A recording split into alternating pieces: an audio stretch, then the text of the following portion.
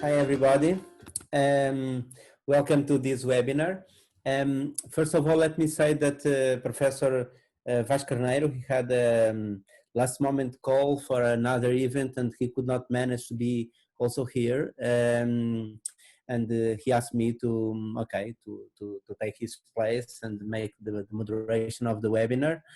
I'm very happy to be here and to welcome all of you to this webinar with the global subject of environmental crisis-related inequities. As you know, we are celebrating the World Environmental Health Day, and ISAMB, we have still a short history. Yesterday we launched a book and we were describing a little bit the infancy of ISAMB. We still have about 7 years old, so it's a very new institute. Last year we had the first conference, and we did it also by this time of the year, very close to the World Environmental Health Day. I think it was not really in that day. And at that moment, we made the more at-home or in-home session with the people mainly belonging to the faculty and to the hospital Santa Maria, where the faculty or to which the faculty is connected, the Faculty of Medicine.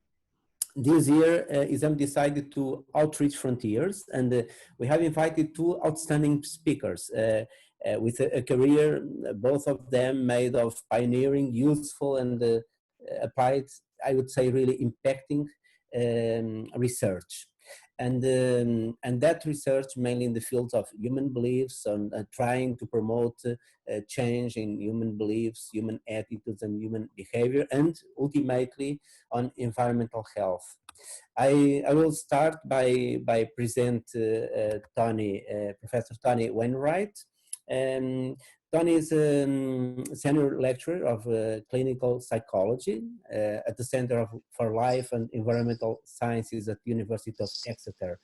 As a matter of fact, we are very, very, very happy because Tony is also a consultant for ethics and bioethics and human rights for ISAMB, and he's mainly working together also with Professor Margarida Gaspar de Matos, who is one of the leaders of the research that is conducted in ISAMB.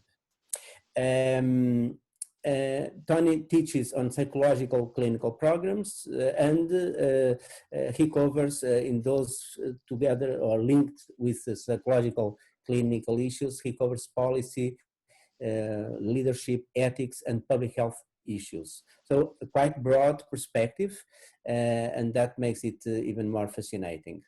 He's a member of the British Psychological Society Ethics Committees, and he has been the past chair of the British Psychological Society Ethics Committee and a member of the European Federation of Psychologists Association Board of Ethics, of the Board of Human Rights and Psychology, and also on the boards of Promotion and Prevention, which is a very interesting mixture because, as you know, ISAMB has I would say, a public health perspective on environmental health. So it's not just about toxicities and about the traditional issues that environmental health typically focus in other institutes. We really have a kind of metrics on public health, on human behavior change, and of course on the global health and disease issues of humankind. Just finally, to give the words to Tony, let me just say that his work has a special focus on climate and environmental crisis. And if we look to his most recent works and initiatives, the main question that Tony pursues is about where should the focus of applied psychology be in the coming decades. So I really believe that this is one of the topics that we'll be addressing in the talk that Tony brings us today, and I'm excited to to hear about his topic, which is psychology, human rights, and the climate and environmental crisis. So Tony, the floor is yours. Thanks again for joining us and to be here with us. Can I share my screen now? Yeah. Ricardo, consegues? Yes. Yeah. You can share. It tells me it's disabled. Oh, And now? ah, that's good. Okay.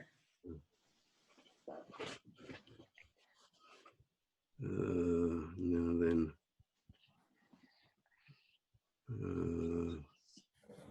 Where is it?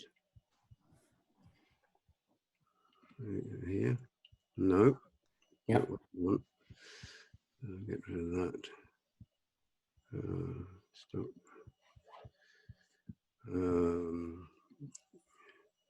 My screen is here. There it is. Right. Here we go. Okay. Can you see that all right? Yeah. Okay, good. Well, good afternoon, everybody. I put my timer on. It's great to be talking with you today, and it would be even nicer to be with you in person. I've never been to Lisbon, and the weather here outside is beautiful. I imagine it's lovely where you are too. Yeah. So, so what I'll be talking about is psychology, human rights, and the climate crisis implications for professionals. And as we've heard, my background is around a number of different areas, or at least those are the areas I'm concerned with and interested in. So it's a fairly wide-ranging presentation. It's not my own research I'll be talking about, although it touches on some of that. But it's really to think about some of the implications for the current situation for us as professionals. So, and a lot's happened in the last 6 months for us to think about. So this is the outline of what I'll be talking about, and a bit of context. And some of this is very personal, really. It's about my personal journey and getting here. And as this would have been my first talk at the Institute, I thought it was a way of introducing myself and some of my background. So having done that, I'll talk a bit about ethical considerations in this area, and then what I've been doing in psychology and human rights. And the other thing to say is, as a psychologist, a lot of this is focused on psychology. So many of you aren't psychologists, I realize that. And I just have to talk about psychology because that's where I'm coming from. But I think that this whole area is relevant to all of us as professionals. So psychology and human rights, and then psychology and how it relates to the climate crisis, trying to think about the connections and then ending up with some implications for us. And I'll talk probably for about 40 minutes. Is that all right? Something like that. We'll see how that goes. So I thought... Honey, sorry, could you make it in presentation modes? Clicking at the bottom of the screen, you have the icon for presentation modes. It's a bit big. Because now we can see it just the way you edit the slides. I'm not quite following. So making presentation modes at the bottom of the screen, you have the icon. Oh, I see. Oh, right. How do I get rid of those? Over there, yeah. Oh, okay. Oh, I'll see what you mean. Okay, I'll start again and slideshow, set up show, full screen. Is that better? Perfect, perfect. Thanks a lot. There's a Dropbox, which I've put up a Dropbox with some stuff in it, so I can send you the link that you maybe could send around to people with some papers in it. And this book here, Together Apart, I've put on a copy of that because it's a free download. So this is really the framework of what I want to be talking about. Because the context that we're in with the pandemic has highlighted a number of very significant issues. And in the UK, Stephen Riker, who's a social psychologist, has been advising the government on how they should manage the pandemic. But quite often the advice coming from the advisory groups is being ignored. And he's been quite outspoken about the problems here. And what he says is that we need to reconceptualize one of the basic questions in psychology, the relationship between the collective and the individual, and between the individual and the state. And so this general question about where we stand now in terms of our relationship, and I think this is important for everybody, but particularly for professionals, because traditionally we've seen, maybe as psychologists, seen ourselves maybe as one-to-one practitioners, and the whole public health framework has been less relevant. But in social psychology terms, we need to think about our social identities, and the book Together Apart is really about social identity theory and how our understanding of ourselves and these different identities relates to what we need to do as professionals. So some of the identities we have are, first of all, as a human being. How do we relate to the environment and the world as a human being? And secondly, as citizens, how do we relate to the world? And for Britain, because of all this problem with leaving the European Union and citizenship and how this is been affected is a pretty important one. As scientists, we need to think about social responsibility and how our engagement with what the state is doing and how we relate to collective action. And then finally, as professionals, for example, nurse, doctors, epidemiologists, or psychologists. And Michael Rico and I have done some work on identity issues in psychology, and I put a paper that he's published about this on this Dropbox account. So trying to think about these areas through the lens of ethics and through the climate crisis and through thinking about human rights in psychology is really what I'm trying to do. And you mentioned that I was on the board of prevention, and I've been thinking a lot about prevention questions. And in the division of clinical psychologists within the UK, we have a group working on this. And I think we have some problems with prevention. We're not good at it. We conceptualize it poorly, I think. And this quote from Peter Danczak from 2003 is a sort of indication of how we haven't done very well. He said this in a very public documentary, that what worries him a bit is about another SARS virus. And I'm sure all of you have seen the warnings that other people have given of this coming. And yet the countries that were best prepared for this in terms of international rankings were the US and the UK amongst the top three, and yet they've done the poorest.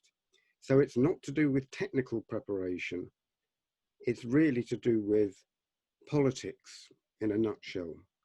And how we relate to that, I think, is a crucial question going forward. And maybe one of the things we can think about, the World Economic Forum back in February said that the risks that we face from this pandemic are lack of a well-resourced public health system and inequality, two of the key things. And our public health system in the UK over the years has been systematically underfunded. So it became weaker and weaker. And some countries clearly have very poor public health support systems. But there are opportunities from change behaviour and a shared sense of humanity. So thinking about how we can build on the opportunities and learn from the risks is a key question for us over the coming months, I think. Now, some of you may know about the International Summit of Psychology and Global Health that was held in Lisbon last November. And this was an initiative primarily from the Portuguese Psychological Society. And their analysis was that we as psychologists, and really social science generally, have lacked a unified global voice, meaning its contributions have been fragmented. And so approximately 30 psychological associations gathered together to make this commitment to elevate psychology's contribution to these global issues, such as climate change, that no individual association could manage. And then, of course, COVID-19 came and they spent time working on that. But now it's up to 60 psychological associations that meet every month and are working out how they can contribute best in this field. So going back to my personal history on this, just where my range of interests come from. My PhD was in visual systems in fishes. And so I was interested in the ecological systems that this little fish here, which is called a blenny in the UK, and it manages to live in water, in the rocky shore, but also can climb out and live on the rocks. So it's sort of an amphibian fish. And it changes its visual system depending on the light environment that it occupies. And my professor, the chap in the top corner here, Professor Sutherland, worked on octopuses at the same time. And I trained fishes and he trained octopuses. And this is 50 years ago when we were working on cognitive psychology and thinking about machine intelligence, very early days. And it's extraordinary how machine intelligence has now become so influential in all sorts of areas. But pattern recognition was all part of this early work. And I also worked down the bottom here with the River Authority looking at pollution in rivers and things like that. So my grounding originally was in biology, and I moved into psychology, experimental psychology, and then climbed the evolutionary tree and ended up with people.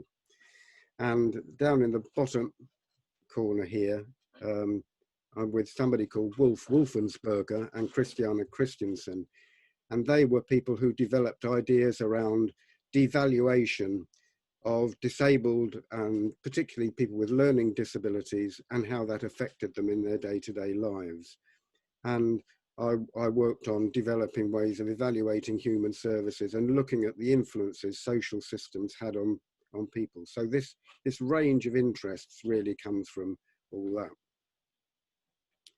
And so 10 years ago, I wrote a paper in our clinical psychology journal for the division in the UK, where back then I was on the BPS ethics committee.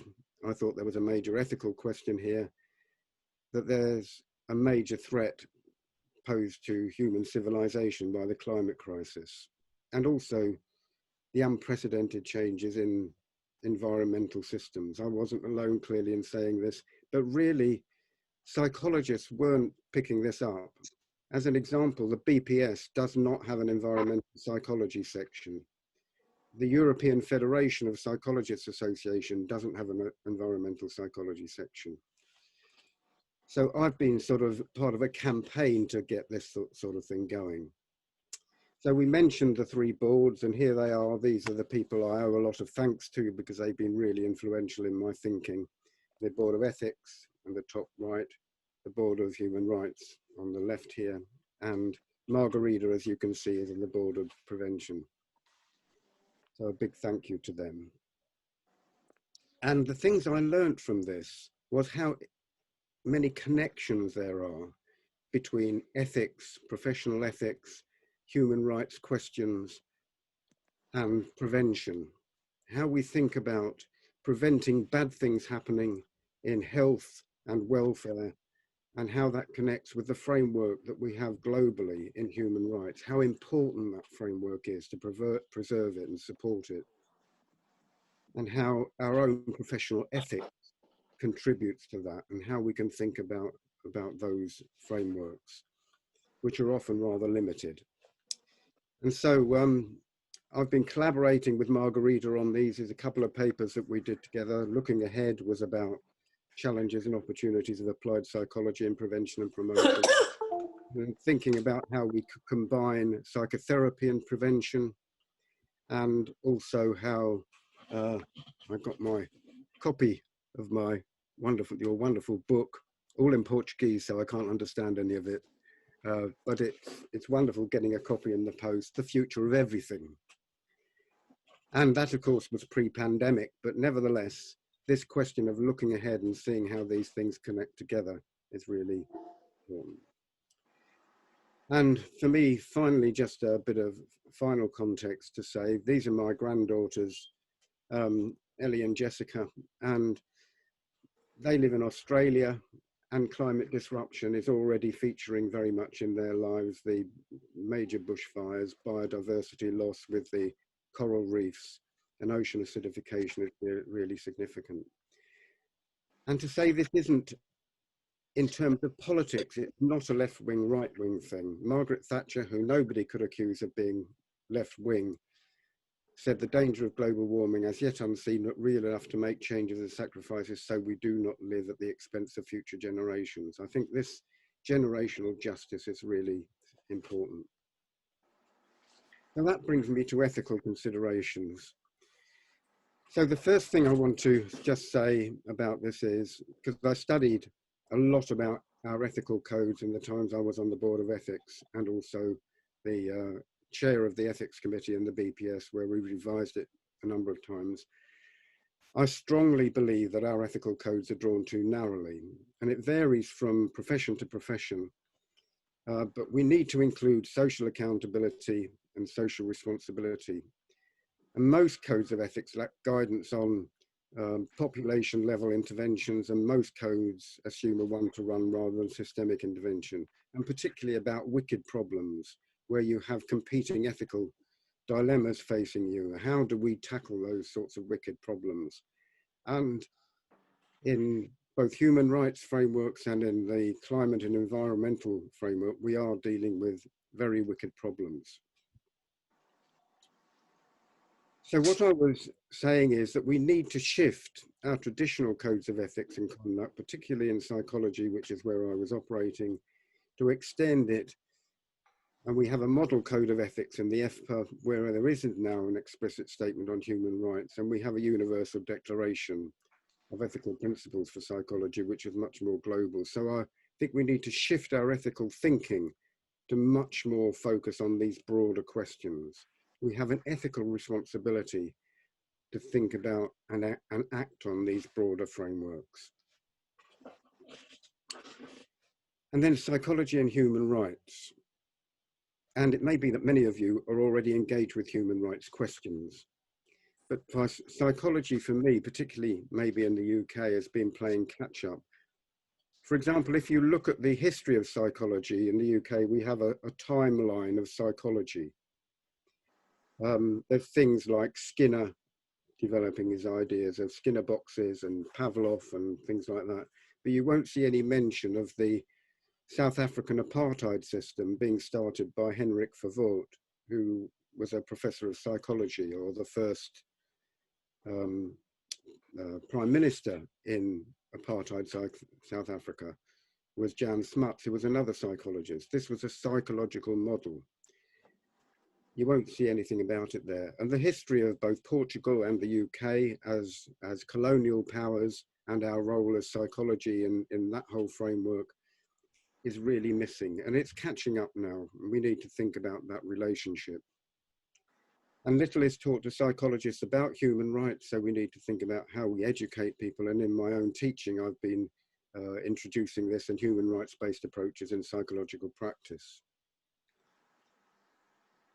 So we set up a board of human rights and psychology within the FPA because of the ongoing threat to human rights in the world, but also because human rights are retreating at the moment. We're facing a time where human rights are under considerable challenge. And I put a report on the Dropbox about every year there's a report on what this is looking like. And every year things are sadly getting worse. So we're facing a time when human rights violations are on the increase. And they're of crucial importance to everyone in the world, human rights and psychologists included. And FPA should do all it can in with its scope. And so we're trying to raise the awareness of human rights and risks of violations, and to prevent them, and to alleviate the effects of these violations. And many of the consequences of human rights violations are major health questions and also psychological health questions. So if you're tortured, you end up with very major trauma, and psychological trauma, of course, as part of that. And so as part of this group's work, we established a meeting which was jointly between the EFPA and the European Inter-University Centre for Human Rights and the Fundamental Rights Agency within the EU. And we had a series of meetings over a week. We included psychologists, human rights workers, and specialists in human rights law. And to think about psychological science and its relevance to human rights workers, and what human rights knowledge and skills are relevant for psychologists, both ways. And out of this came 2 or 3 outputs I'll want to talk about. First is a textbook on human rights education for psychologists. And the chapters in this include these various areas. Talk about an overview of human rights frameworks, cross-cultural issues, professional identity. This is one I've put a copy of that chapter on the Dropbox account. One of the people I met in Venice was George Ulrich, who's a professor of human rights law and wonderful man, fantastic, knows so much about so many areas. And he and I worked together on professional identity and human rights, because some professions are very much more connected with human rights than others. Medicine has done some very good work in human rights, whereas psychology has been relatively far behind. How we respond to human rights abuses, migration, indigenous communities, and what competences we need for psychologists in educational practice. And I've put a couple of links where some chapters are available on this, that you can download them.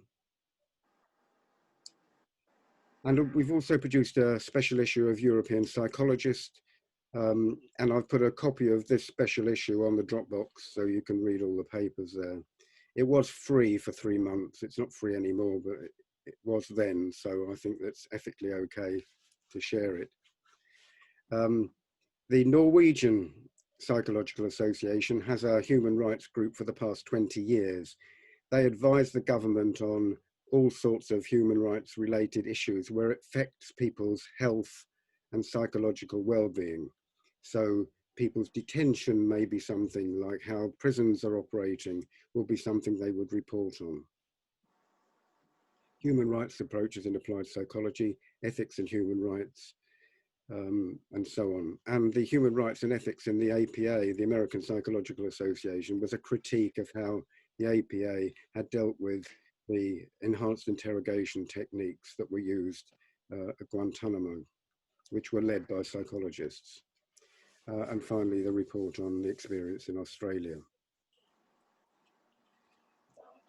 And the thing we've done most recently is to establish a global network of psychologists for human rights. And this is the mission to unite psychologists concerned about human rights initiatives and practice, to stimulate knowledge in the diverse aspects of human rights and psychology, and provide a bridge between psychologists and the international human rights initiatives. And at the moment, we're doing a survey on what all the different psychological organizations are doing. And so far, the feedback that we've had on the survey suggests that there's an enormous range.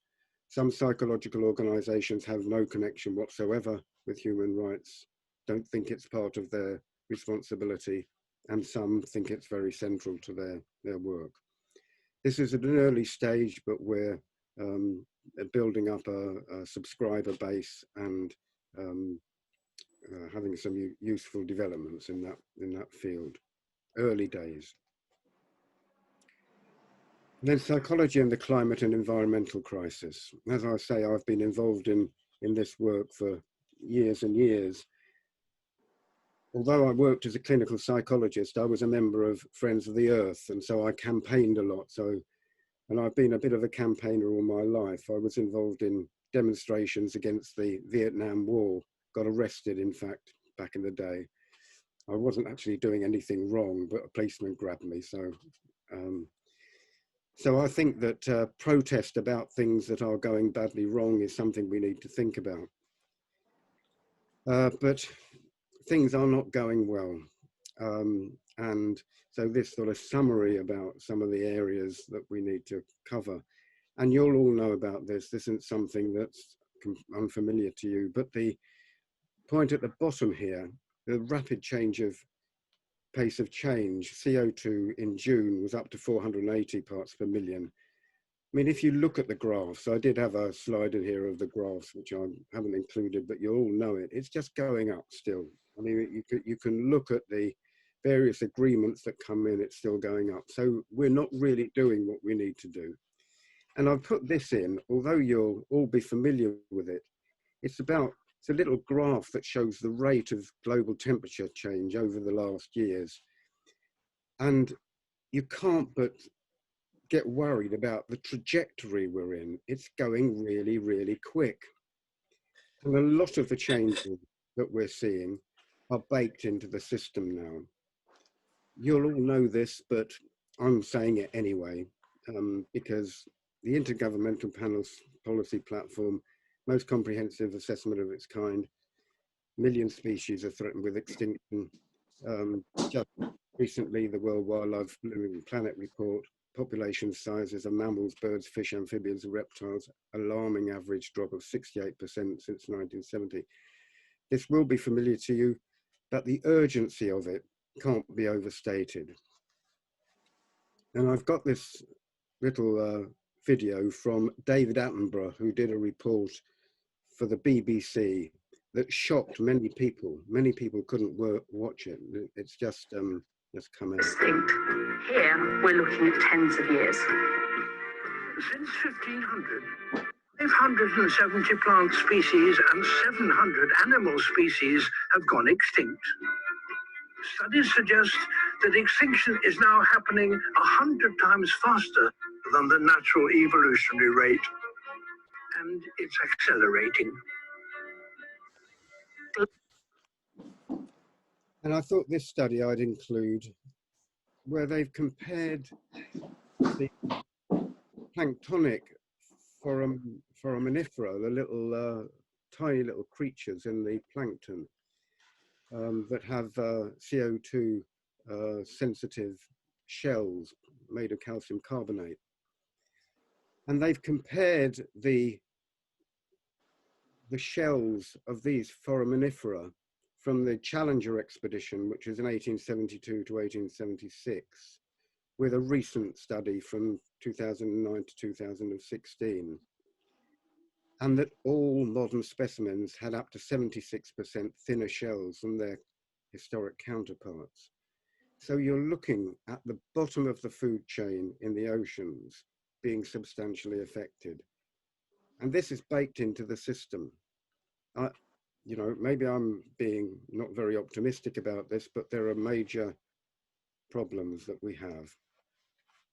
Now, the social science, and part of the reason I talk about this is Plymouth, near where I live, has a major centre on the Plymouth Marine Laboratory, and it's done a lot of stuff on ocean acidification over the years, so I've been attending their things. But this recent stuff shows how bad it is. Now, the social science people involved in the IPCC process over the last, I suppose, 5 years or so, some of these people, I thought I'd mention them. Linda Stegg, Susan Clayton, Elke Weber, and it's on the PowerPoint so you can look at it, working with COP26. And we need to engage with the COP26 process because it's really the only game in town, I think. And I'm working with the EFPA Students Association on finding out what psychologists are engaged with this process, because they can actually nag the associations. And Linda Stegg was our lead author on the IPCC 1.5 report. And if you haven't read that, I do recommend it. It's very technical, but it's very clear in very understated language that what we're doing at the moment in nation states is really not anywhere near sufficient. So implementation of this ambition, they say, would require enhanced institutional capabilities in all countries, including building the capability to utilize indigenous and local knowledge. It does show that we've got a lot to do. So for me, these are the connections between human rights, social science, climate and environment, and global health. And COVID has exposed these for us. So the challenge is, in terms of social science, what we need is not just more science, but better science, a different science. What we need is something that is deeply interdisciplinary. And your institute, maybe I can say my institute now, is deeply interdisciplinary. That's what we need. We need a very wide range of disciplines. And in Exeter University, we have this. On this side, Patrick Wainwright, who's at the University of Exeter, as an example of how it hasn't been interdisciplinary. He's a psychologist, but he isn't in the psychology department. He's in the geography department because he's an environmental psychologist. They don't feel very comfortable in psychology, so they live within the geography department, even though it's within the life and environmental sciences school. So somehow getting this really genuine interdisciplinary thinking is what we really must do. We need to engage all people. It has to be based on an analysis of vulnerability, the inequality that we've seen during the pandemic, and based on creative thinking that envisions multiple pathways and solutions, and analysis at regional, local and hyperlocal levels. And Rigg and Mason have developed these 5 dimensions in a Nature Climate Change paper in 2018. And we need to include these things. We need stable societies, and we've seen a lot of unstable societies. We need good governance.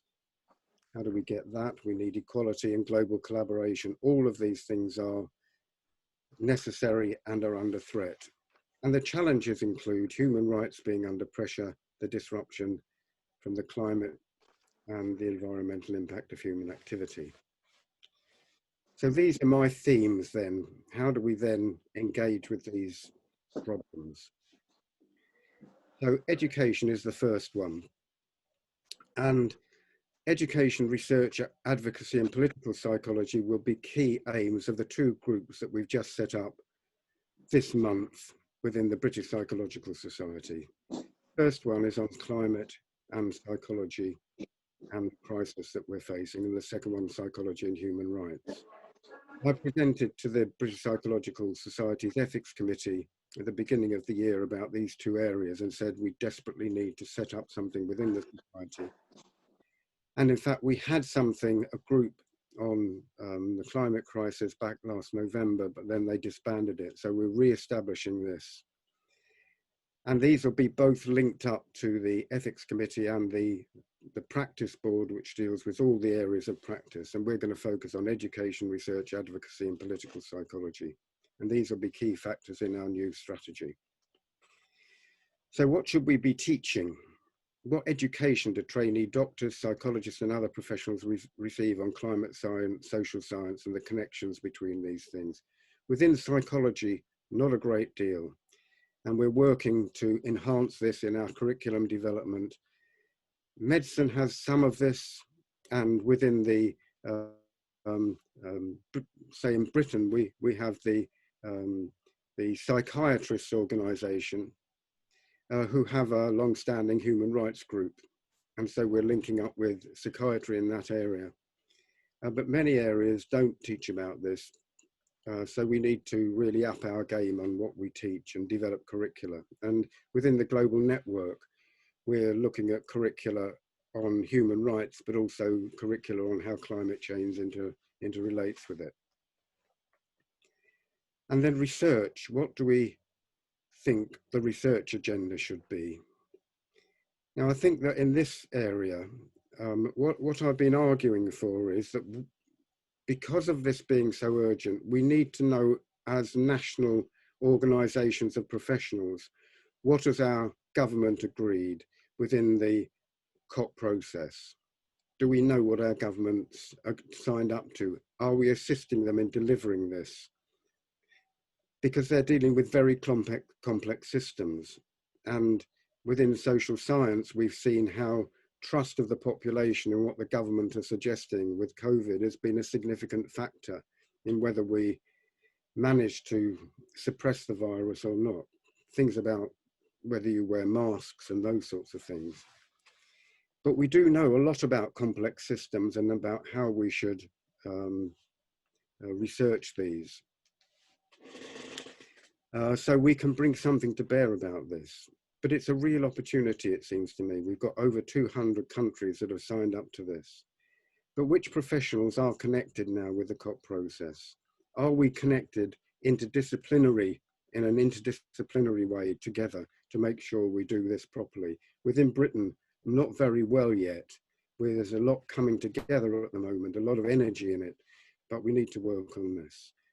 And we do know something about our own country's plans because we have a climate change committee, which I campaign for in Friends of the Earth, who has commissioned a psychologist who's done a report on what behaviour change we need. And we're working with, he's called Richard Carmichael. Actually, I might put that in the Dropbox.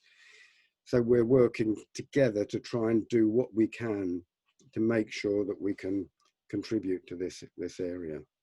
But it is a very wicked problem. You can't really treat these things as individual things. You can't think about, say, driving electric cars without thinking about a lot of other things. And so how we research these wicked problems, I think, is something we need to take very seriously. And in the UK, the Medical Research Council have some very good materials about researching complex systems. Maybe you're familiar with this and have these in Portugal, but I just think this is a framework we need to use when we're thinking about the research agenda going forward. And we do have some quite good data on the climate action tracker. I'll put a link to this so you can see what your own country is doing. And then the second area, I think, third area rather, is advocacy. How do we engage with public policy? And in Britain, we've tabled the Climate and Ecological Emergency Bill, where we're hoping to get some traction to get this through Parliament. We need to think about an ecocide law that's gone to the UN, and also taking governments to court. The Climate Change Committee that I mentioned is active in the UK, and we have Professor Nick Chater, a picture of him up there, who's a member of this committee and also an advisory board of the UK Nudge Unit, Behavioural Economics, and that framework. And in the United States, we've got our Children's Trust that's pursuing cases through the American courts. And in Portugal, you have children suing 33 European countries through the European Court, which I don't know whether any of you are connected with that, but seems to me that that's a very good initiative. And we need to have throw our weight behind these organizations with what they're doing as professionals. And then in political psychology, the chair of the BPS Ethics Committee has written something in one of our newspapers, the Independent. Morality has been stripped from public life. Here's a 4-step plan to revive it. Because we think politics is crucial in this. You can't forget about the political framework that we're operating in now. We can't divorce ourselves as, thinking of ourselves in an ivory tower. We have to get out of the clinic and get into the messy world of politics. And this is a report in the Sunday Telegraph that our Prime Minister is set to opt out of a lot of human rights laws. So we have a big challenge there too. And future politics, Jamie Siskind has written this thing about living together in a world transformed by technology. A lot of it is about the things that 50 years ago, psychologists in my department, in my lab, were working on. Machine intelligence, pattern recognition, speech recognition, all these things have now become so much part of our world. The infodemic of false information. Political psychology has a lot to say about stress amongst policymakers, polarization. There's a lot of good research on that, populism, and a lot of citizens' assemblies are being set up where we can reflect on what the people are talking about and what they can offer and advice to governments. And psychologists have been helping in that work. And then finally, activism. This is James Hansen. Not sure whether you know about James Hansen. I'm sure many of you do. He's a NASA scientist, the first scientist to testify to Congress about the CO2 and climate crisis 30, 40 years ago. He's now an activist involved in taking the US government to court, but also he goes on demonstrations and has been arrested. And Extinction Rebellion, which I've joined, and we have a group of Extinction Rebellion psychologists. And I'd like to play you a short video of what we did in September. Western psychology has been traditionally focused on our own minds, but increasingly we're becoming more aware of the impact of the environment on the way we are within ourselves and with each other. So, yeah, it directly impacts all of us. Today is to kickstart this idea of the process, all the emotions, denial, despair, action, and hope. With us being here today, we can get people thinking about those things and starting conversations where they're able to move through that process. What we're hoping to do as psychologists is get people thinking, get people talking, get people feeling those emotions, and then hopefully move towards action and hope, which is the only way that we're going to have an impact, and it's the only way we're going to save ourselves. There's a lot more that we can do to connect up the impact that human activity is having, but how that's going to impact on the health and well-being of the people that we're seeing day to day. I don't think they can be separated. Personally, I think as psychologists, we've got a moral obligation to address planetary health if we're going to be able to do anything for the individuals that we're working with.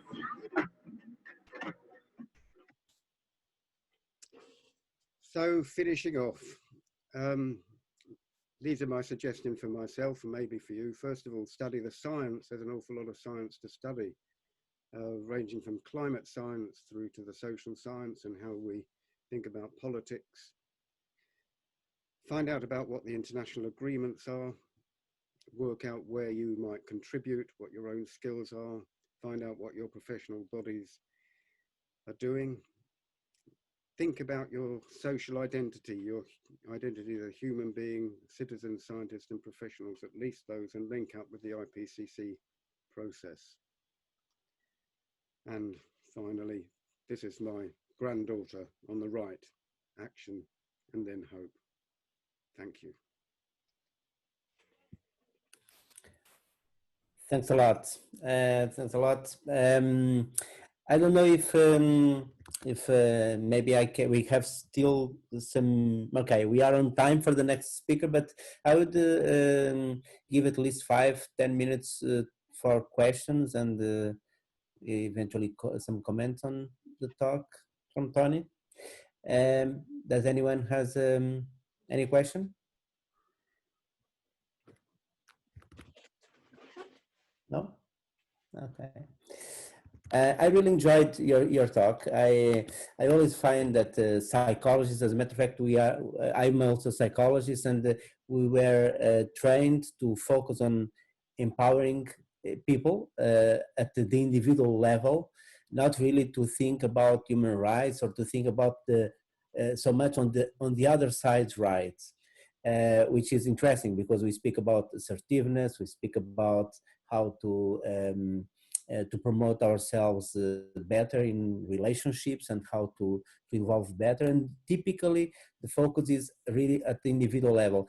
Do you think that we have the tools, or that we really need to develop new tools for being able to have a more active role on public health? And eventually, what do you think about the possibility of, I don't know if in England you have, UK you have the kind of public health psychologist role.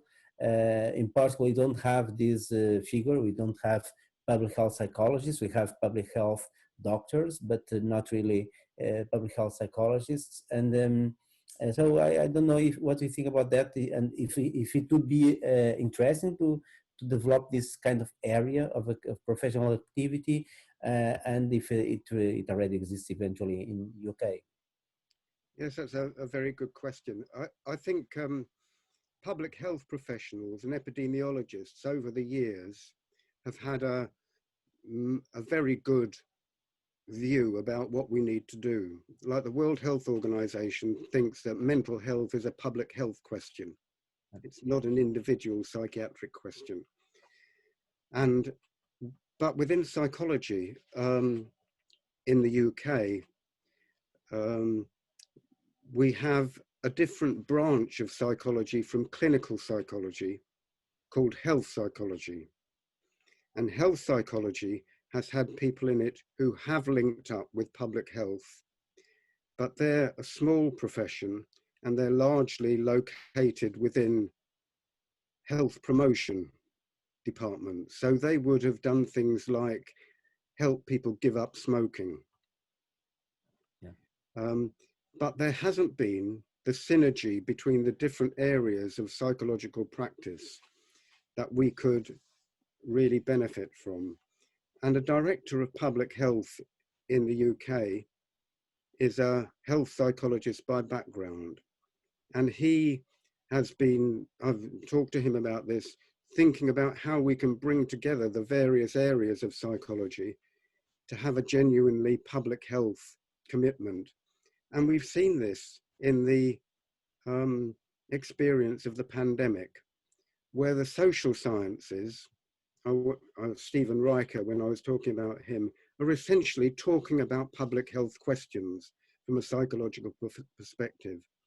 When you ask people to quarantine themselves, this is a psychological task.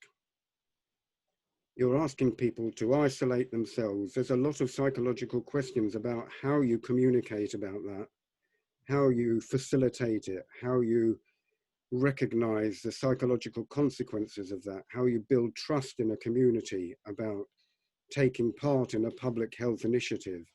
The whole question about people's understanding of the importance of vaccines is a psychological question. And this is missing quite a lot from our public health work. So the group we've established in clinical psychology about looking at prevention is about public health and psychology. We recognize this is a real gap in the psychologists' work. But we've also found when we've talked to public health professionals, they've said to us, what would psychologists do in a public health department? What would their role be? Because they think really of public health as not involving the social sciences really. It involves, you know, things that are traditional public health questions. So I think we both sides have a lot of learning to do from each other about how we develop this.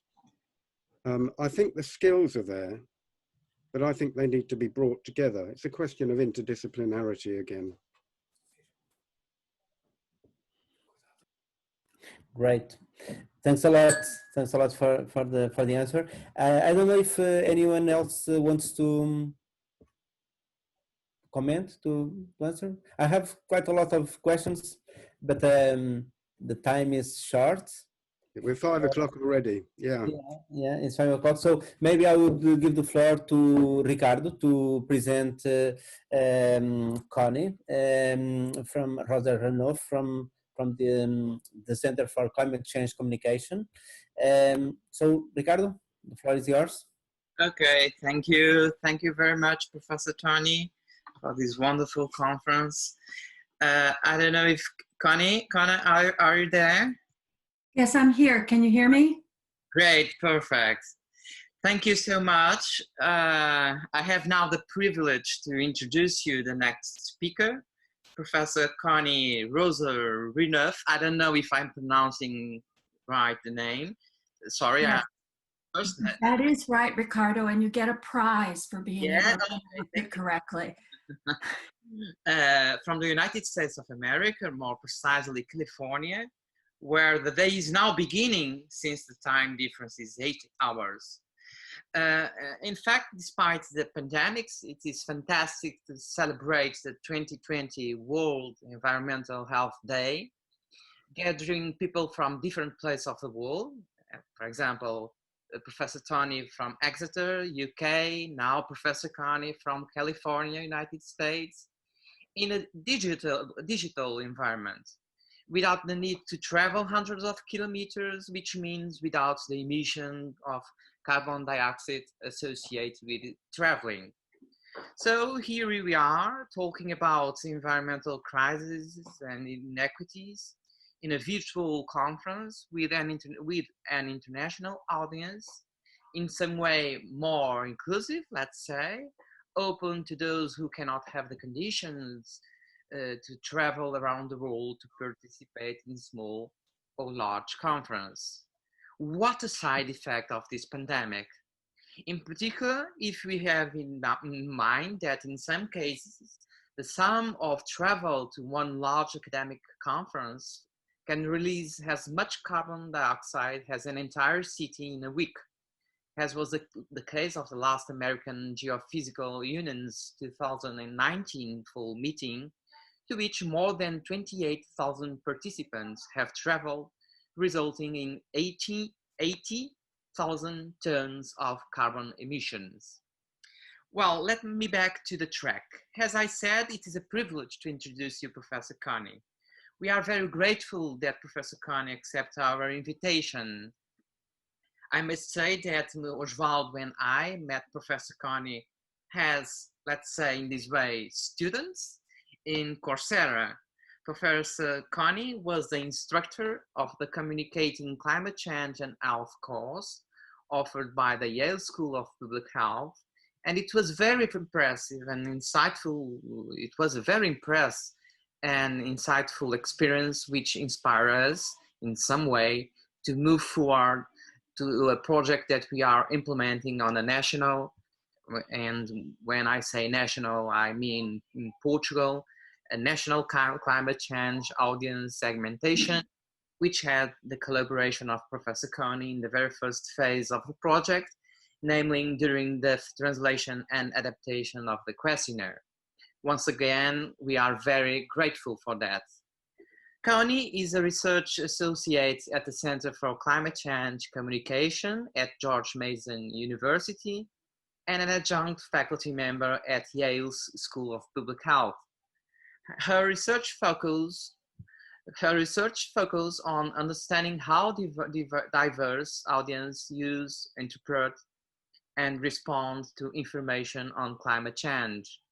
The objective of this work is to identify effective communication strategies that inform and engage the public while contributing to the theoretical literature on science communication, risk communication, and social marketing. Between 2008 and 2018, Dr. Roser-Renouf served as co-principal investigator of the Yale George Mason University Climate Change in the American Mind Audience Research Program, which tracks public opinion on climate change. She has previously held positions at the University of California, Santa Barbara, at the University of Denver, and Dr. Roser-Renouf earned her PhD in communication research at Stanford University in 1986, a long time ago. The title of Professor Connie's conference is Communicating Climate Change Health Impacts to Diverse Audience. And Professor Connie, please, the floor, well, the virtual floor is yours. Thank you very much for accepting our invitation to be here with us. Thank you so much. Thank you for having me. And while I realize that it's better for the planet if we don't travel, I have to say, I wish I were in Lisbon right now doing this talk instead of out here in California. It's beautiful here. I live up in the redwoods, but and on the ocean, and the fires are not touching us. Well, there's a lot of smoke, but still, if I could be in Lisbon right now, boy, I'd be there in a minute. I just need to figure out now how to share my screen and get this slideshow started. What I'm going to try to do, here we go.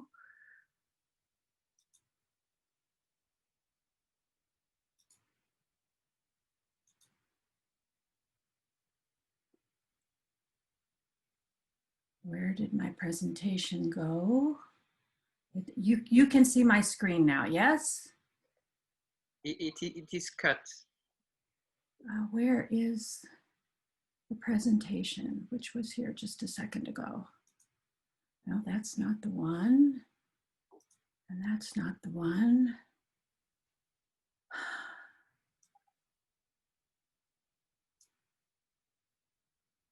Here it is, down here.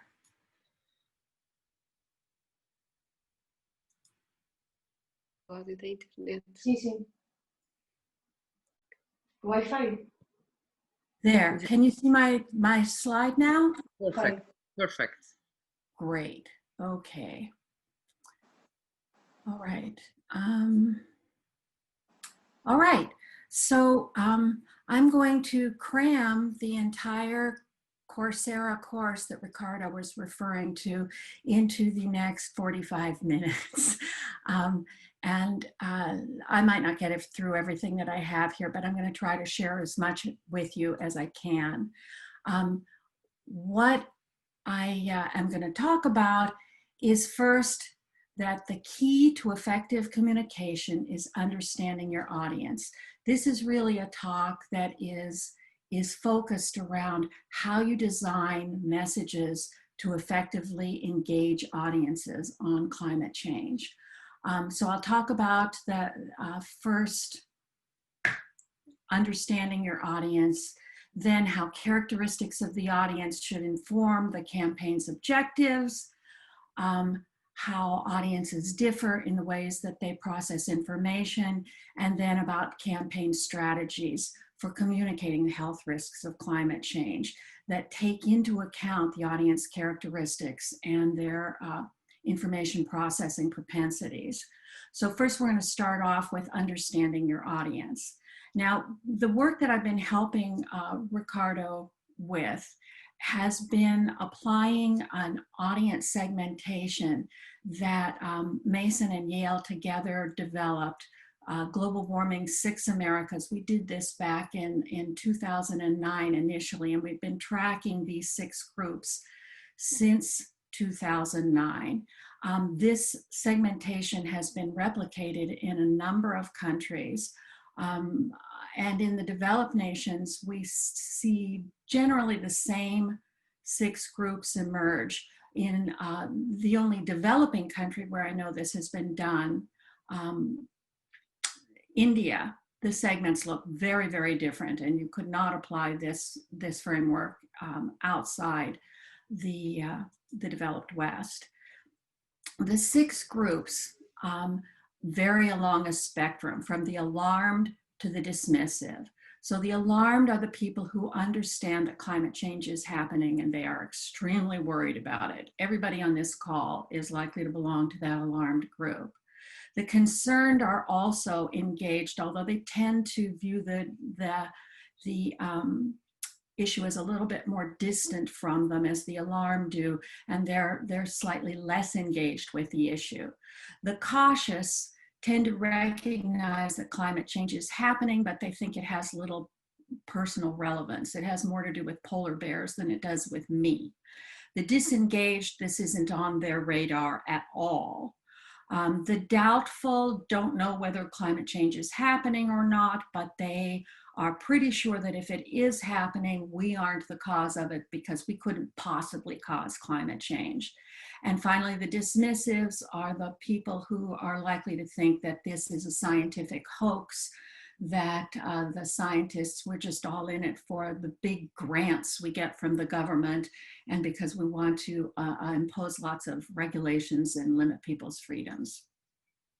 This is what the data look like from the US from this spring. And there are a couple things that I want you to notice here. One is that over half the population is in this, oops, I need to do that yet, in these first two segments, and look how few dismissives there are. We tend to think there are a lot more people who are skeptical of climate change than actually are, because those people tend to be very loud, and they also tend to have political power.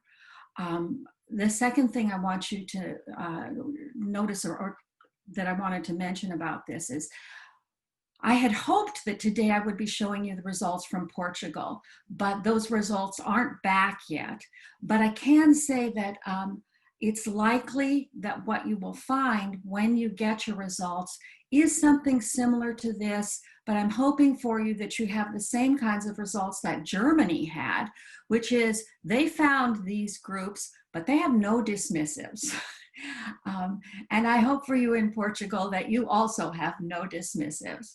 Nonetheless, we'll talk a little bit later on how you engage, how you talk to the dismissives if you do have to deal with them. Now, from what I've told you so far, you will have discerned that from the alarm to the dismissive, there is a direct decrease in terms of beliefs about climate change happening and levels of concern. But there is this second pattern that is extremely important when it comes to communication, and that is issue involvement, how engaged people are with the issue and how much they care about it. And that matters a lot because it affects whether they are open to information, whether they pay attention to information, and what they do with the information that they are presented with. And I'm going to talk about that quite a bit within this lecture. So second, characteristics of the audience should inform a campaign's objectives. Now, I'm going to focus here on, there are a range of characteristics that distinguish the segments from each other, but given that this is about health communication, we're going to focus on how people in the different segments view the risks, the health threats of climate change. And what we understand about the way that people process health threats when they encounter, when they're told about, they hear about climate change is going to increase vector-borne diseases, say, and the health threats associated with lung diseases, and there are the threats of extreme weather. When people assess a threat like that, they first consider the danger of the threat and then the actions they can take to reduce the threat. And danger has two dimensions. How severe is this, and am I vulnerable to it? Is this a real threat that is bad, and is it something that's going to affect me? And I have to say that this model was developed in the area of health communication for threats like smoking or breast cancer, not for something that is maybe I personally don't feel so vulnerable, but what about the people in Africa? And we're going to talk about that too as we go along here. Then responses have two dimensions. What can I do to reduce the threat? Is there something I can do that's effective, and is it feasible? So it's an information processing model. First, I hear about the threat. Oh, okay, this is a real threat. Am I vulnerable to it? Or are people that I care about vulnerable to it? Or are other species that I care about vulnerable to it? And this vulnerability, we're going to come back to again and again because it's important in terms of communication and what we communicate. If I say, yes, it's a bad threat, and yes, something I care about is vulnerable, it arouses fear, anxiety, worry. If the answer to either of those is no, I don't perceive the threat to be that bad. Hey, we're all going to have a couple degrees warmer. It's going to be like San Diego worldwide. It's going to be so great. Or Well, I'm sorry about the polar bears, but you know, I have my own life to live. Then we get disregard of the threat. But for those people who make it down to the level of being concerned, then they look for responses. Is there something that is effective that I can do to reduce the threat? And if it's effective, can I do it? Well, yes, I've been smoking for 30 years. And if I quit smoking, it would reduce my risk of lung cancer, but gee, I can't quit. It's not feasible for me to quit. Gee, if I put solar panels on my house, that would be doing my part to mitigate climate change, but I can't afford solar panels. So if people do perceive that there is an effective, feasible response, then we get them controlling the danger that they perceive from the threat by taking action. And that's our goal, is to get people to do that. But if they don't perceive that there is a threat, okay, the world is coming to an end and there is nothing I can do about it. Let's go watch TV. I will engage in activities to reduce my sense of fear. I will distort it. They're exaggerating. It can't really be that bad. I will try to put it out of my mind. I will distort the message. I will forget the message. I will turn my attention elsewhere. And that's what we want to avoid. And that's what we face with a lot of people out there right now. If we go back to our segments then, what we have are that the doubtful and dismissive segments have not really recognized the threat yet. The cautious and disengaged tend to recognize that there is a threat, but they don't perceive themselves to be vulnerable. For the people on this call, it doesn't matter so much if I think I am at risk, but I care about what's happening to people in other parts of the planet, and I care about other species, and I perceive us all to be linked. So yes, I'm worried about it. But for the cautious and disengaged, this threat is not, they're not so concerned about their own vulnerability, and so they tend to disregard it. And we need to think about how to engage them around sense of vulnerability. And then finally, the alarmed and concerned are down here with concern about how to respond. And is there something that I can do? Is there something that anybody can do that is going to make a difference? And we want to avoid pushing them into a state of despair where we turn them off rather than engage them further in action on climate change. So in terms of their informational needs, the alarmed and concerned need information about solutions. They don't need more information about the threat of climate change because it just, it can scare them. Although we are going to share some information about that with them, as I'll explain later. But the information that they personally need is information on solutions in order to activate them. The cautious and disengaged all need to hear about the threat, and the threat needs to come closer to home in order to engage them. And then paired with that, they need to have information about solutions, because if we just scare them, we scare them away. And finally, with the doubtful and dismissive, we are not, particularly with the dismissive, some of the doubtful we can engage, but the dismissives in particular, we're not going to even try to talk to them about climate change. There are so many health co-benefits of actions to mitigate climate change, like active transportation, that we are going to focus there on things that like active transportation, that will benefit everyone. Cleaner air benefits everyone. And it doesn't matter whether climate change is real or not. If we have cleaner air, we have less lung disease. It's a good thing. And then there is also some very interesting research showing that when you present conservatives with conservative solutions to climate change, then they become less resistant to the science. There's an interesting example. I don't know if any of you are familiar with, in the US Senate, there is a senator from Oklahoma named Inhofe, who is famous here for bringing a snowball to the Senate floor as evidence that global warming is not occurring. And he is a very prominent skeptic. But there is an interview with him from some years ago in which he tells the interviewer straight out, you know, I was on your side on this issue, and I thought that global warming was real until I heard how much it was going to cost to address it.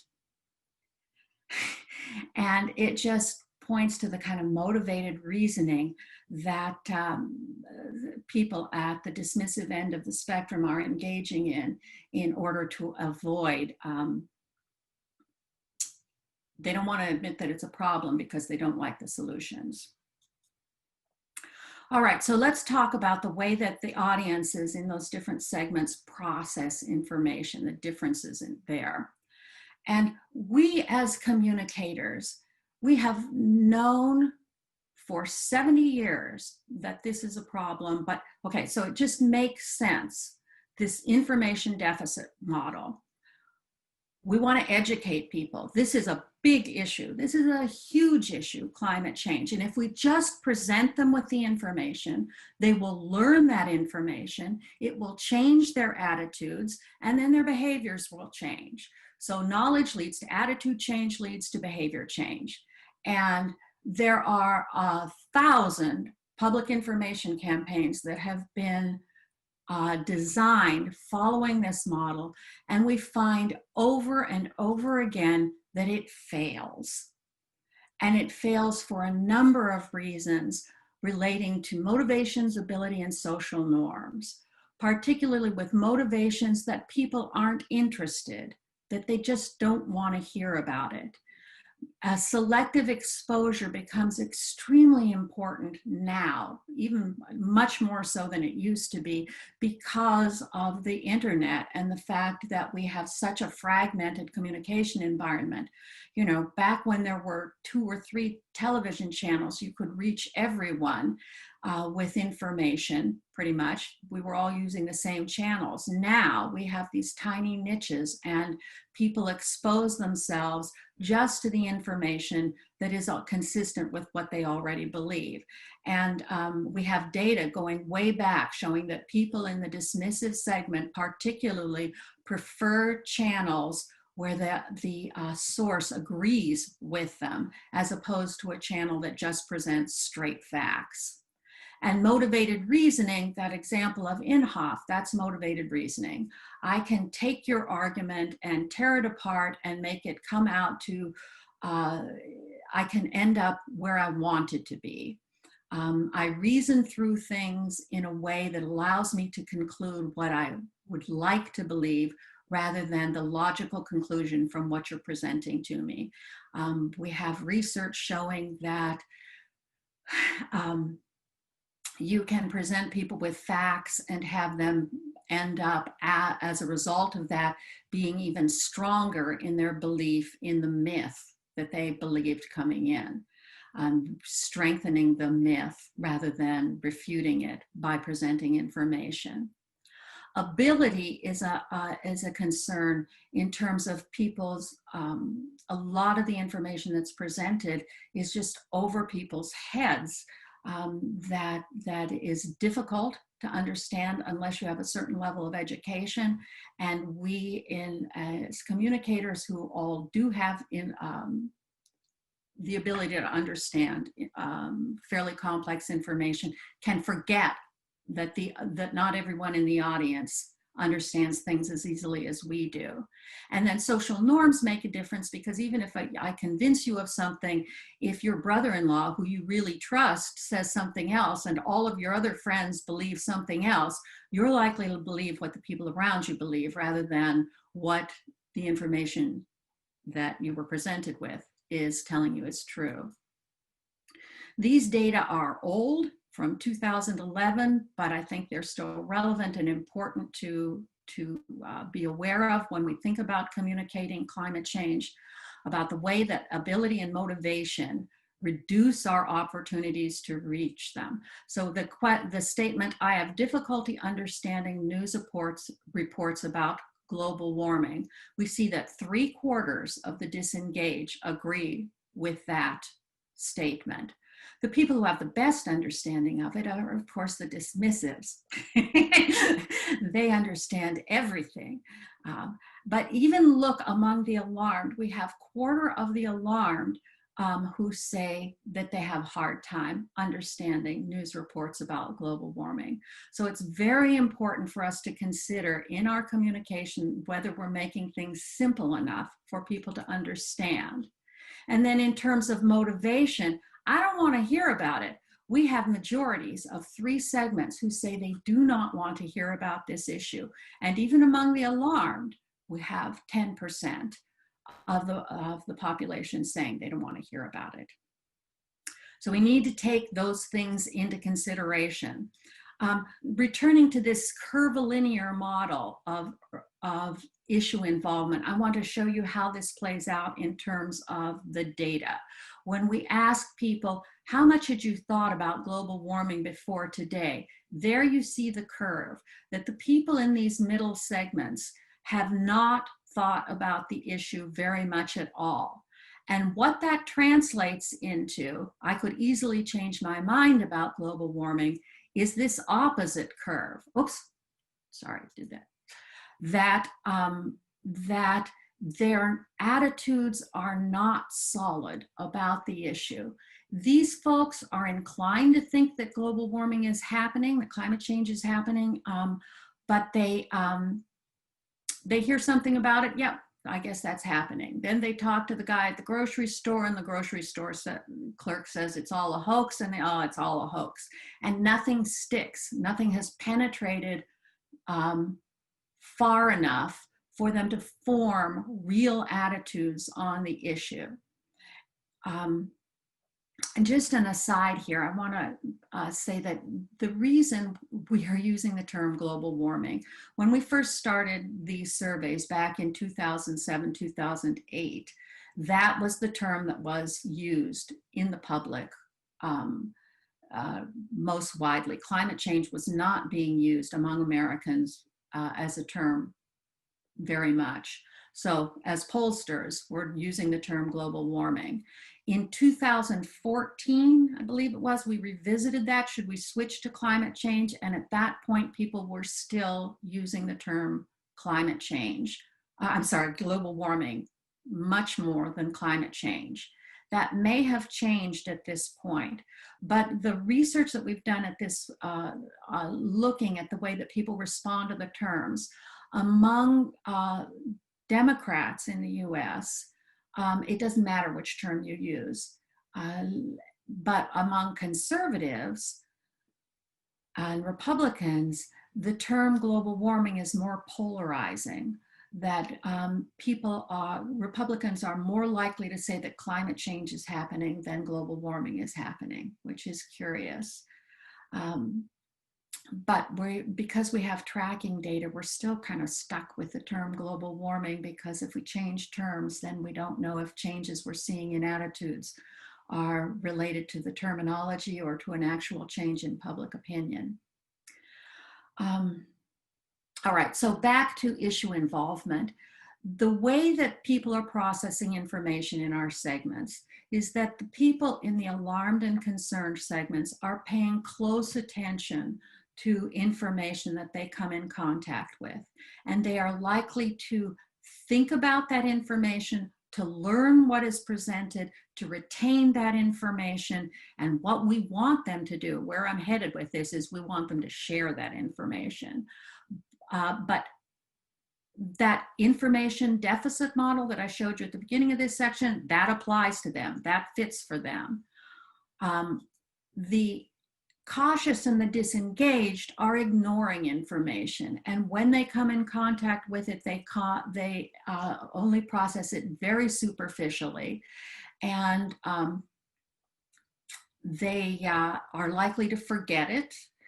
And so we're going to be thinking about then, how can we overcome that barrier to reaching them? Because yeah, if we can get them on board, then we don't care so much about the dismissives. The whole world can change around them, and they don't ever need to come up, give up on the idea that this is a scientific hoax. They can go to their graves believing that. And then finally, the dismissive and some of the doubtful are largely engaged in counter-arguing. They will uncritically accept arguments like this is a hoax, and then they will try to nitpick, and they will distort information in order to counter-argue against information that tells them this is a real threat and something, you know, we need to do something about. All right, so now let's go on to the actual strategies. What are we going to do based on what we now understand about our audiences? And I want to talk just for a second about channels. That when we're targeting either the either end of the spectrum here, the alarmed and concerned or the dismissive and the doubtful, we're going to choose channels that reach them specifically. Newsletters, websites, places we know that they go for information. But to reach the cautious and the disengaged, we need to stick to mass media, because that's the only way we're going to find them. They're not going to go to a website to learn about climate change. They're not going to sign up for newsletters about climate change or watch documentaries about it. But they do watch a lot of TV. We actually have data on that as well. So I need to take a sip of my tea here. Tony, I want you to know that I'm a devout tea drinker. I am married to a Brit. My in-laws lived in Bovey Tracy, not too far from where you are. And Americans can keep their coffee, take tea any day. All right.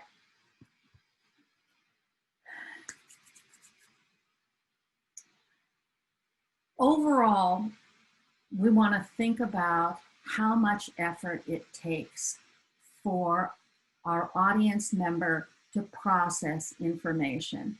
And in cognitive psychology, they talk about two different systems of processing, automatic processing versus systematic processing. And it's really more of a continuum than a dichotomy. But I want you to just see the distinction between the two. First, there's this. Now, in a millisecond, when you saw that photo, you go, whoa, a bear, dangerous. It takes no time for you to understand that picture. Contrast that with this, and so much climate change communication looks like that. And you would have to sit here, I would need to sit here with you for 15 minutes to understand what's in that figure. And for every communication that we have, we want to have it draw on automatic processing to the extent that we can and still communicate the information that we want to get across. So visual imagery like this can reach and influence people much more than any graph can. And that's not to say that we're never going to use graphs. I'm going to come back to that again. Nonetheless, the more we can rely on visual imagery that is simple to process, the more likely we are to reach people. We'll be able to reach more people if we do this.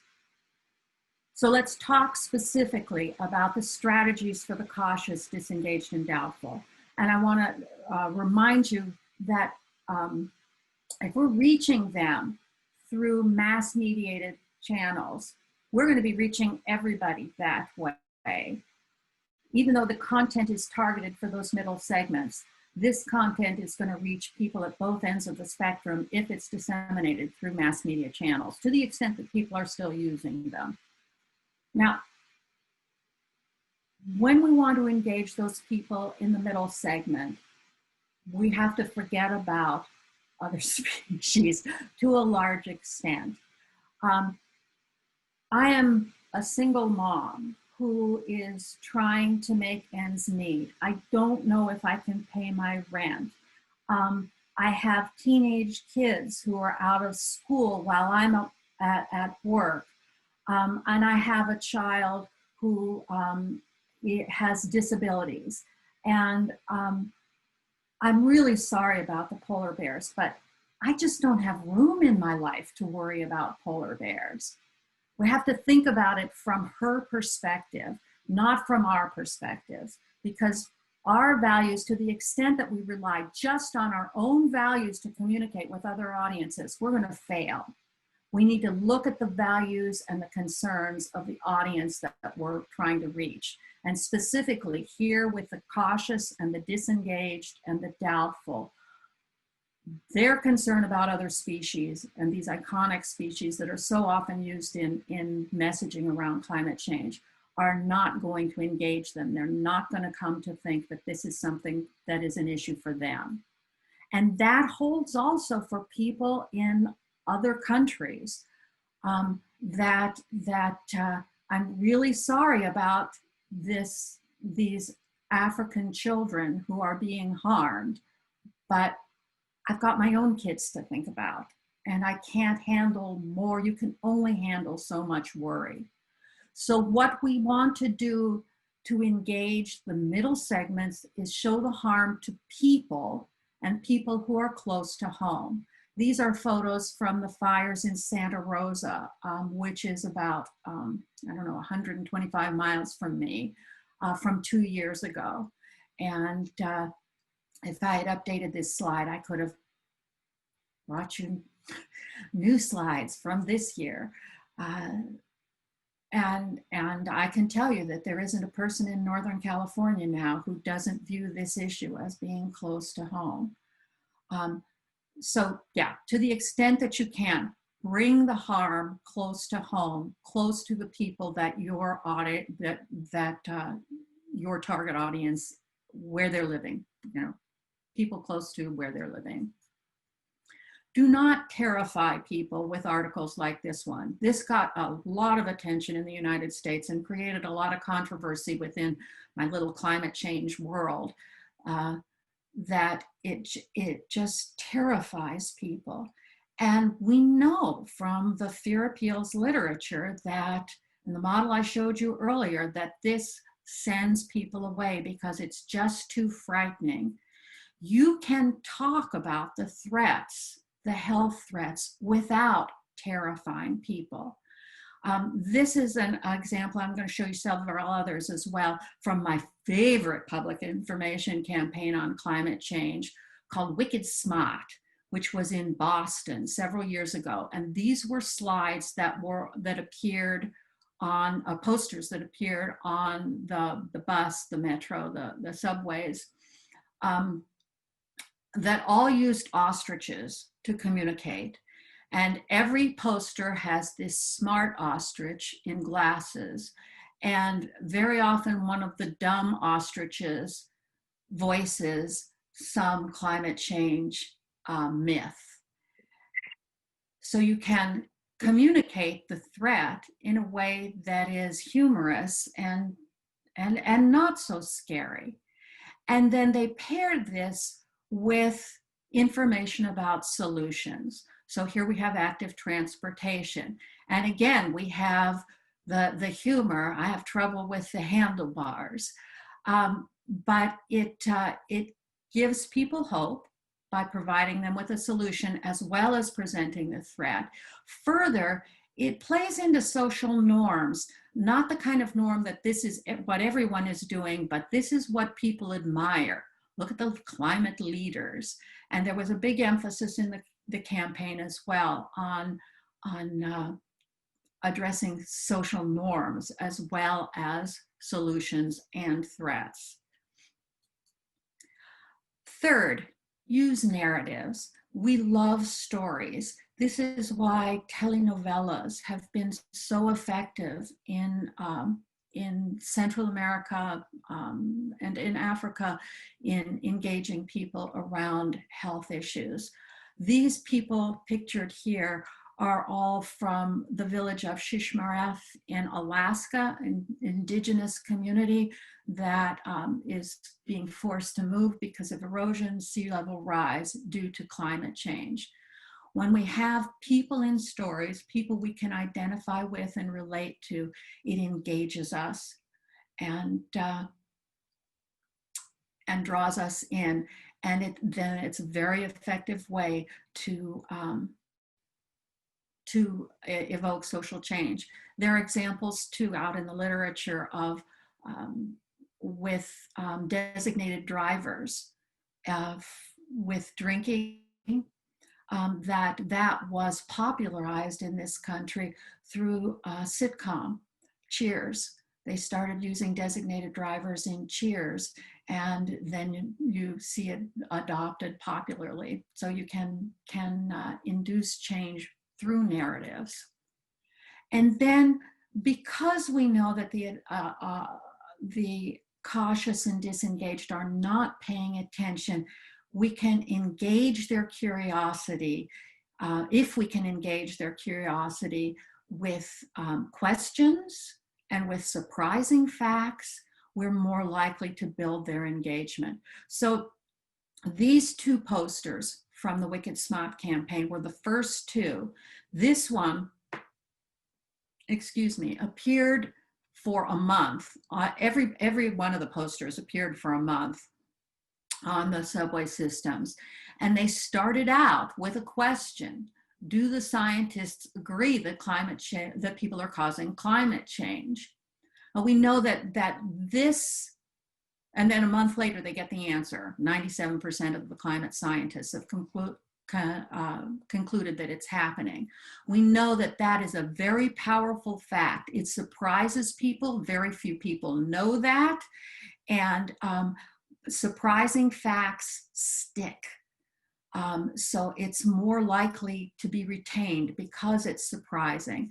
And further, there is ample experimental evidence at this point showing that when people understand the level of scientific consensus, then they are more likely to accept that climate change is real, human caused, and to support policies and to become worried about the issue, concerned about the issue. So they start the campaign with a question and a surprising fact, and it builds audience engagement. Now let's talk about the doubtful and the dismissive. I already mentioned this, that we want to focus on co-benefits and not focus on climate change per se. That we don't need to for much communication with those, particularly with the dismissives. There are so many other benefits that we can focus there. But there are also channels, sources who are talking about climate change. This is Bob Inglis, a former representative in the US House from South Carolina, voted out of his seat because he said Republicans have better solutions to climate change. Let's stop denying the science and start acting on it. What he did in response when he lost was to form this organization, Republic N, for energy and environment. And it is a home for conservatives. They are a growing and active community, particularly targeting college students, young Republicans. So you can find, but there are other Republican champions of climate change who can be sources. And I'm sure that this would hold in Portugal as well, to the extent that you have to deal with deniers. Another way is through faith communities. This woman, Catherine Hayhoe, is my personal hero. I will kiss her hand if I ever get the opportunity. She is a lead IPCC author, lead author on the National Climate Assessment in the US. She is also an evangelical Christian who is married to a pastor and is the daughter of a pastor. And she can speak the language. She is a trusted source for the evangelical community that tends to deny climate change. So use of sources, co-benefits, and then if you are going to talk about climate change directly to a conservative audience, I've tried to avoid experimental research showing, but I'm just going to show you this very, very briefly because it's just great. This was a message experiment with the world's best title for a journal article. It was Red, White, and Blue Enough to Be Green. And Wolsko and his colleagues showed liberals and conservatives messages that had a liberal message framing or a conservative message framing. And these are long, the photos also apply, but it's the liberal frame emphasizes harm, care, fairness, and justice. And this is the kind of message that we as liberals, environmentalists, tend to write. Show your love for the world, care for the natural world, fair access to a sustainable environment. And then you have the conservative frame that emphasizes patriotism, the sanctity of nature, loyalty to your group, and respect for authority. And, you know, I personally find this message almost laughable. Show you love your country by joining the fight to protect the purity of America's natural environment. Take pride in American tradition of performing one's civic duty, and show your patriotism. And then we have a picture of a bald eagle on a mountain peak and a flag. And you present these messages in an experiment to liberals and conservatives. And this is climate change beliefs over here. And you get the liberals way up here and the conservatives down here. But what I want you to notice is this. When they got the conservative message, the patriotic message, the difference in climate change beliefs between liberals and conservatives largely disappeared. This is a non-significant difference.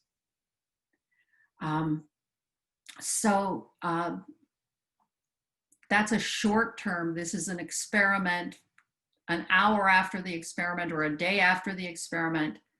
The extent to which that held, probably not great, but it can happen. And if there's message repetition, it can happen. So it is possible. All right, finally, let's go to the alarmed and concerned, where we know that the information deficit model does work. And the main thing we want to do with them is give them something to do that gives them hope. And that can be adaptation actions and it can be mitigation actions. And there, you know, we could go on for 2 hours about all the various things that people can do. And, you know, depending on what your objectives are, you want to choose. But I want to come back to communicating the science. And this is a page now from NASA's climate change website, which is just terrific. This, unlike the graph I showed you earlier, is simple and clear. And people like the alarmed are going to be coming to places like this looking for information. So we want to provide that information to them. And also, if we're targeting them directly in messaging, provide information on the science. Don't terrify them. But the important thing here is the role that they play, that they can play, and that we really, really want to encourage them to play as communicators themselves, because much more change happens in people's attitudes through interpersonal communication than through mediated information. So you show this chart to a member of the cautious or the disengaged, and they just will blank out. They won't really process this. But the person in the alarmed segment gets it. And then they talk about it to their neighbor, to their friend. And we encourage them to do that. When we're in the process of giving them something to do, the most important thing they can do is talk about it, because we know that people do not talk about climate change very much, and that is our best bet for getting more people on board with the issue, is to get them to talk about it more. The process of social change, you know, if we look at people who adopt any kind of innovation, a new belief, a new behavior, a new attitude, tends to go in this curvilinear pattern, so that the number of adopters over time gets closer and closer to 100%. And in that process of change, we want the alarmed to be these people down here who are talking about it. The early adopters influence everybody else. These people who are within, are cautious and disengaged, are mostly going to be in here. And if we can get our alarmed talking about it, they have this important role to play to influence others. We know that behavior is contagious. Attitudes are contagious, behaviors are contagious. When you get people engaged in a behavior, people around them are more likely to adopt. And this is the contagion of a study showing the contagion of solar panel adoption, even something as expensive as that. So the alarmed are our secret weapon. And we want to use them as such to get more people engaged. So finally, the conclusions here. First off, you need to know who you're talking to and understand their values and what they currently are doing and what they currently believe. Then design your messages to meet their informational needs. Don't start from where you are and what you want to communicate, but rather what they need to know in order to engage them further with the issue. Choose channels where you can reach them, sources they trust. Use content that can be easily processed, and then try as much as you can to employ strategies that are likely to engage their interest and intention. And I'll just mention here, there's a book called Made to Stick by Heath and Heath that is all about designing sticky messages. And I used I drew on that to some extent in discussing here, but there's a lot more there. That's a really great book, Made to Stick. And then finally, the last point here, this is the social marketer's mantra. Use simple, clear messages that are repeated often by a variety of trusted sources. And that's how you try to get people on board. So thank you. And I'm ready to answer any questions you might have.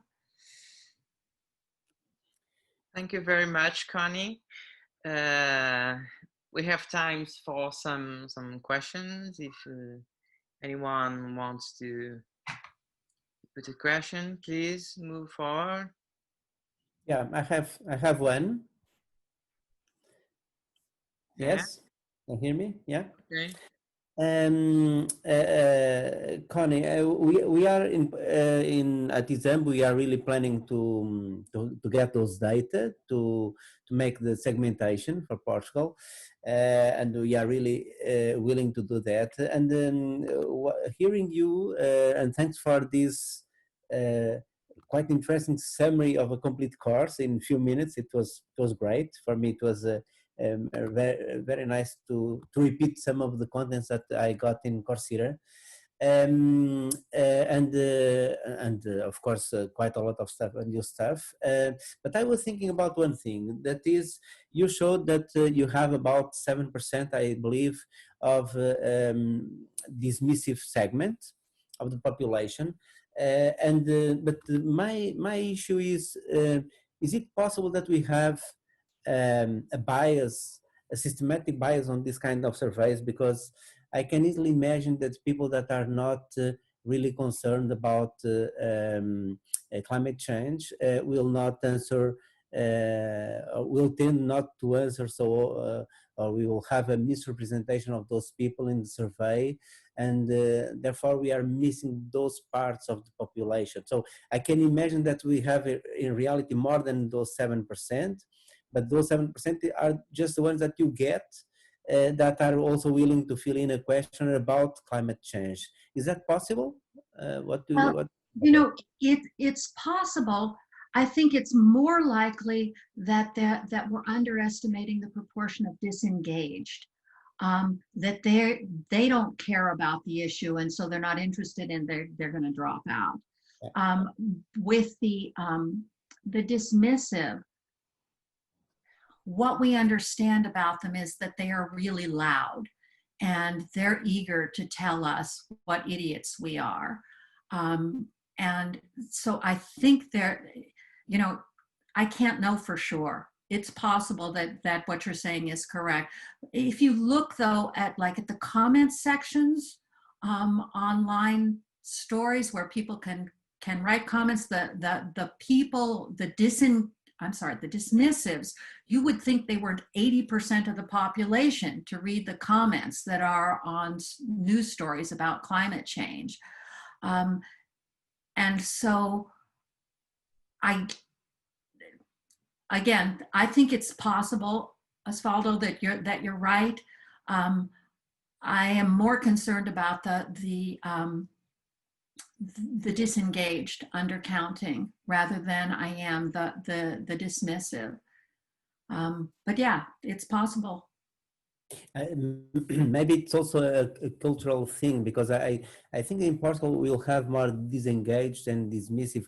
I don't think that we have such an activism in the opposite sides of the alarm regarding climate change. I mean, so yeah, okay, let's see what comes out, but I'm curious to see the percentage of dismissive and disengaged. And just one more question before giving the opportunity to others is about, you spoke about the system 1, system 2, the dual process, cognitive process, and I was wondering, because when filling in a questionnaire, we'll have a lot of social desirability about it. So people will have also the inverse. A big percentage of people saying that they are concerned about climate change, but as a matter of fact, it's rather they are rather expressing a kind of explicit attitudes instead of an implicit attitudes, because implicitly, and when we think about the decision and how they tend to behave, and we are also trying to get in the survey some indicators of behavior. I think that we'll have this problem about implicit versus explicit attitudes. I don't know if you know any research about that, or if you can comment on this. There is research on it, and I'm trying to recall. Gosh, let me get back to you on that. Right. Let me look up after we get off the call. I can look up what I can find, because I'm sure there is research, but I have a memory like a sieve. And I can't pull it up right this second. Okay, no problem. Okay. Yeah, let me write that down. Okay, I don't know if anyone else wants to address a question. No? Could I ask something, Connie? Yeah. Please. Thank you so much, Connie. That was a brilliant talk, really interesting. Thank you. How my question is about places where the 6 Americans might not work. So you said that maybe in underdeveloped countries. Do you have any ideas about what the segments would be like there? There's actually a report out that Tony Leiserowitz and Jagadish Thakur published or released on India, the segmentation that they did of Indians. And it was extremely interesting. It didn't look anything like the 6 Americas. And it's very sad that the largest segment they found were people who had never heard of climate change. But when you described it to them, they knew exactly what you were talking about because they were living it. Yeah, very, very sad results. That reminds me of a book, George Marshall. Have you come across George Marshall? He's produced a book, Don't Even Think About It.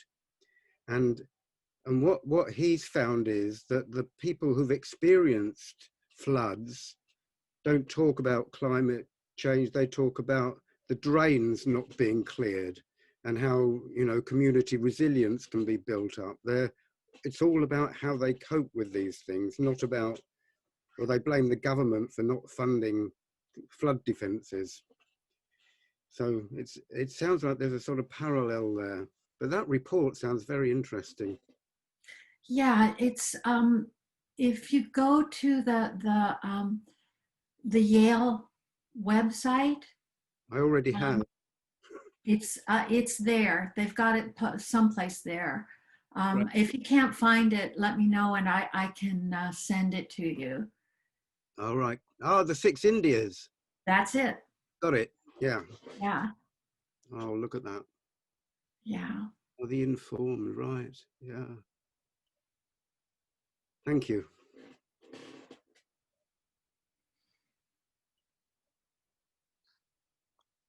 More questions? Anyone? No? No, Okay. I have one question.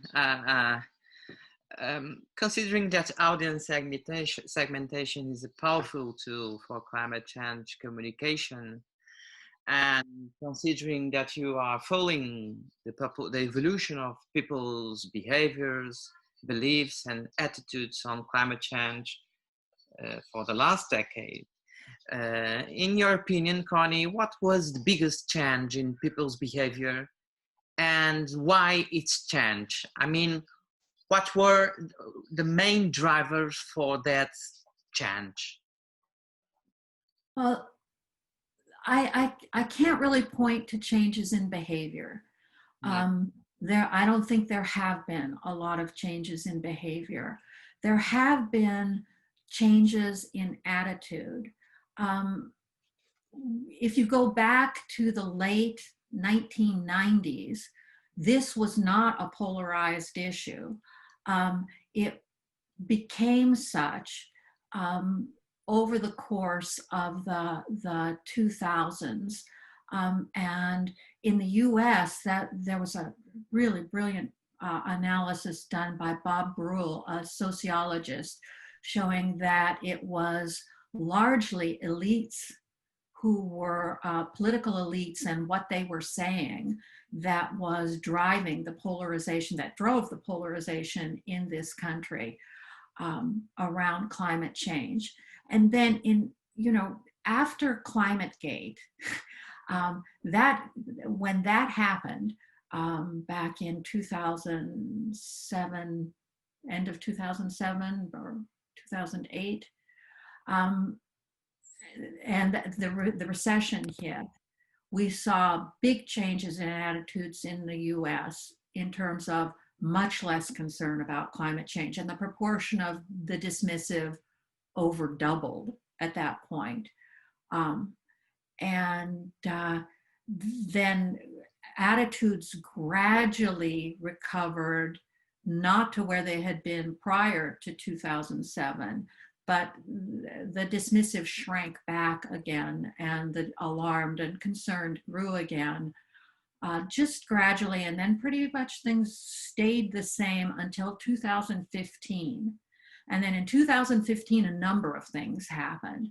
One was that the Pope released the encyclical on the environment and came to the US and talked about it.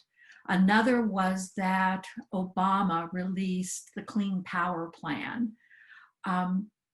And there was a lot of media attention to Arctic drilling and protests against the Arctic drilling.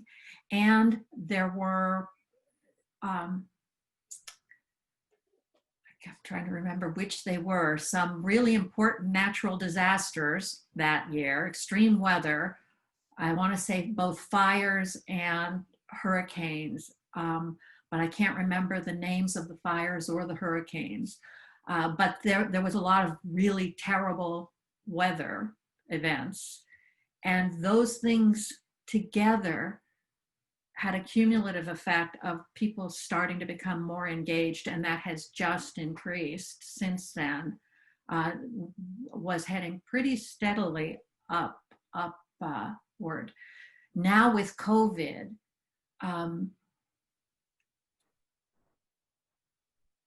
I think that the priority of climate change has, people are still very concerned about it, but it isn't in the same kind of, it's not getting the same kind of attention as it was, because people have a limited pool of worry. Tony, you mentioned Elke Weber, and I think that's her term, that you can only worry about so many things at once. And we have so much to worry about right now. Yeah, so.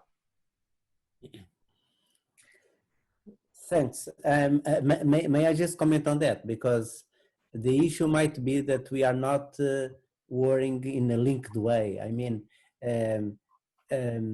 if we see the connections between health, like COVID, health issues, and climate change issues and the way humans behave regarding the different drivers of climate change, then it's easier to think about in a more interconnected way, and eventually, and that is also linked with communication, because I was, while you are making your presentation, I was thinking that there are so much of the evidence that you reported here, that how psychologists think about that for health issues.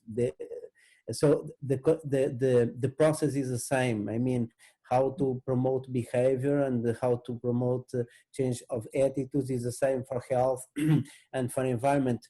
Though the environment changes are more difficult for people because they are much more far away. So it's more a distance issue. So we don't think so much about what we can do for climate change, because as you also said, it's a distant phenomenon, not just in terms of geographical terms, but also in terms of time.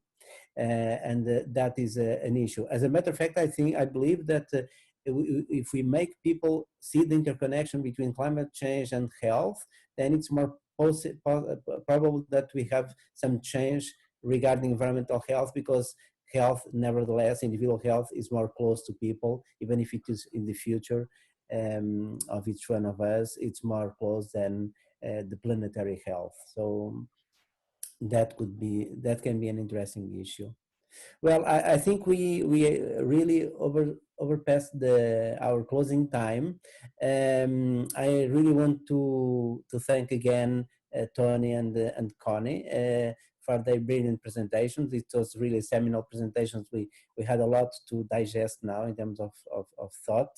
Tony, I really appreciate the challenge to make this kind of cascade process of training psychologists for promoting more human rights, and eventually that can help to promote human rights for each of the cities and each of the persons, which is a difficult task, because we really think much more. We are more trying to think about in a more egoistic way than in terms of ethical and human rights term. As a matter of fact, it's very interesting, but because now we speak about planetary health, so eventually we have here a new concept like planetary rights, and that could be very interesting also to think about. So okay, I will stop now unless anyone has something to comment. I would really close the session and hope that next year you could come here invited again for a bigger session, eventually a bigger conference of ISAMB for who knows, another presentation, this time alive and with all the sun of Portugal and all that kind of stuff. Thanks a lot. Thank you.